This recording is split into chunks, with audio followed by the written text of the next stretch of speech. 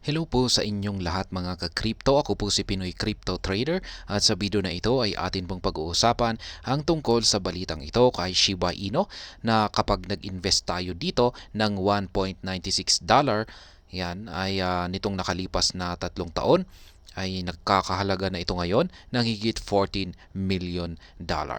Bago po tayo magpatuloy ay nais ko lamang po munang bigyang linaw ang aking disclaimer kung saan ang nilalaman po ng video na ito ay hindi po ito isang financial advice. For education and information purposes lamang po ang layunin nito. Nais ko na rin pong magbigay babala na wala pong kahit anumang group chat ang Pinoy Crypto Trader. Ayan, ang isa sa mga dahilan kung bakit sikat ngayon si Shiba Inu ay dahil sa ipinakita nitong nakakagulat at nakakasorpresa ang performance noong nakalipas na mga taon. Nagkaroon ito ng isang astronomical surge na siyang dahilan kung bakit marami sa mga early investors ang naging milyonaryo at bilyonaryo.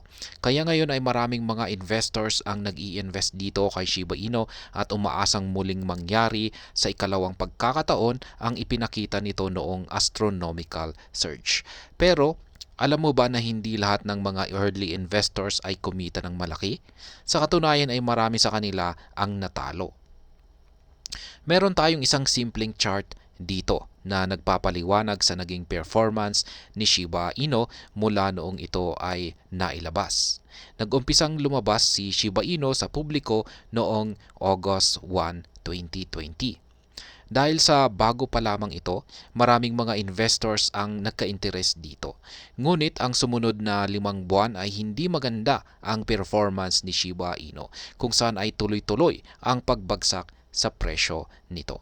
Base dito sa chart, kapag nag-invest tayo ng $1,000 noong bagong labas si Shiba Inu noong August 1, 2020 ay mapapansin natin ang biglaang pagbagsak nito pagsapit ng September 30, 2020. At ang $1,000 na investment natin ay naging $1.96 na lamang. Kaya sa ganitong sitwasyon ay matatakot ka talaga kay Shiba Inu at iisipin mo na malabong makaakyat pa ito. Dahil dito ay marami ng mga investors ang nag-pull out ng kanilang investments. Yung mga investors na talagang kumita ng malaki ay yung mga nag-invest dito sa buwan ng September hanggang December ng taong 2020. Dahil kung nag-invest lamang tayo dito ng kahit $1.96, magiging $19,607 ang halaga nito sa pagsapit ng January 31, 2021. Yan, sa pagsapit naman ng March 31, 2021 ay magiging $98,039 ang halaga nito. April 30, 2021, umaabot na ito ng $3.7 million. At ang pinakamataas na inabot nito ay ang halagang $55.4 million noong October 8, 2021.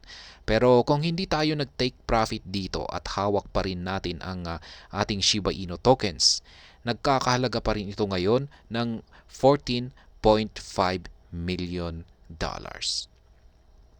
At hanggang dito na lamang po tayo sa video na ito mga ka-crypto. Sana po ay inyong nagustuhan ang aking paliwanag sa video na ito. Kung inyo po itong nagustuhan ay pakiclick lamang po ang like button nito.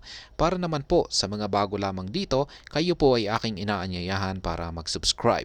Pakiclick na rin po ang bell icon nito dahil ito po ang siyang magsisilbing notification nito sa mga bago kong videos na akin pong ina-upload sa aking YouTube channel na ito. Marami pong salamat sa panonood. Ingat po tayo lagi at God bless po sa ating lahat.